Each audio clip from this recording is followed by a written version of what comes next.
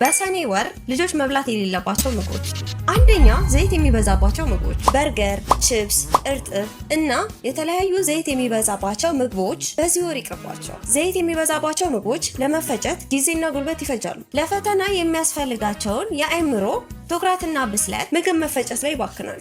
ሁለተኛ ጣፋጭ ምግቦች፣ ልጆ በደንብ እያጠና ስለሆነ ቻኮሌት፣ ከረሜላ እና ሌሎች ጣፋጭ ነገሮችን እንደ ማበረታቻ እየሰጡት ይሆናል። ነገር ግን ጣፋጭ ምግቦች ልጆን በፈተናዋ ቀኗ ላይ ድካም እንዲጫጫናት ያደርጋታል። ሶስተኛ ቡናና ኢነርጂ። ይሄ በተለይ 11ኛና 12ኛ ክፍል ልጆች ያላችሁ ወላጆችን ይመለከታል። እነዚህ መጠጦች ምንም ነቃ ብለው እንዲያጠኑ ቢያደርጋቸው ፍርሃትን፣ እረፍት ያለማግኘት ስሜትና ከፍ ሲልም በፈተና ወቅት የልብ ህመምን ይዘው ሊመጡ ይችላሉ። እርስዎ የፈተና ወቅት በሆነችው በሰኔ ልጆን እንዴት እያገዙ ነው? ኮሜንት ላይ ያስቀምጡልን። ለልጆ አስጠኝ ከፈለጉ በቁጥራችን ይደውሉልን።